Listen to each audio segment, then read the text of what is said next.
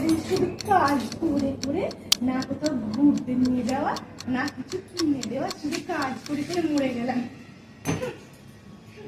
ভাল লাগে না, সমস্ত এলোমেলো করে, সমস্ত এলোমেলো করে। বাসনপত্র এইখানে আছে, এই ঘরের কাজ রান্না করো,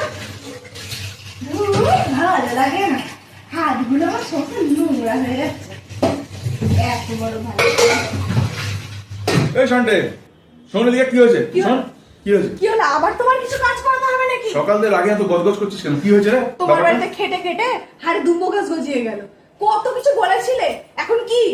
এখন কি করছো? বাড়ির কাজের লোকের মতো খাটতে হয়। এত বড় বাড়ি, বাসন ধোয়া, কাপড় কাচা, রান্না বান্না করা একটা মানুষের পক্ষে সম্ভব? কি চাস তুই আমার কাছ থেকে? কি চাস সেটা বল। তুমি তো একটা হেল্পিং হ্যান্ড আনতে পারো, যে আমাকে একটু হেল্প করবে। এই ব্যাপার? আরে তাহলে তো আমি এক্ষুনি প্রবলেমটা সলভ করেছি। শোন, আমার কাছে একটা খুব ভালো প্রপোজাল আছে। ঠান্ডা মাথায় শুনবি, মাথা ঠান্ডা আছে, এখন শুনতে পারবি। বলো। তো সমস্ত অসুবিধার সলিউশন আছে আমার কাছে। কি বলছো? আমি একটা মেয়েকে চিনি, মেয়েটার প্রচুর বয়স হয়েছে, হ্যাঁ? এই 20-22, ঠিক আছে?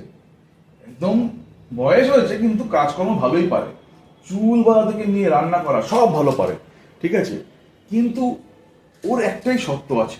কি শর্ত? একটা না দাদা, দুটো শর্ত আছে, খুবই ছোট ছোট শর্ত। শোনো, নিয়ে আসো, আগে নিয়ে আসো, নাহলে আমি শেষ হয়ে যাবো। সে নিয়ে আসছে, কিন্তু তুই তবুও যদি একবার শুনে নিতি শর্তটা, তাহলে ভালো হতো। আমি সব শর্ততে রাজি, জান। কি বলছিস? হ্যাঁ, নিয়ে আসো। ও দুটো শর্ত কিন্তু, এক হচ্ছে বাড়িতে থাকতে দিতে হবে, মাইনে ফাইনে লাগবে না। বাহ। আর দুই হচ্ছে, ওই ঠাকুরের সামনে তোকে সাক্ষী রেখে ওর কপালে একটু সিঁদুরের টিকা দিতে হবে, তারপরে আমার সাথে বেডরুম শেয়ার করবে। কি হলো? কি হলো? কি হলো?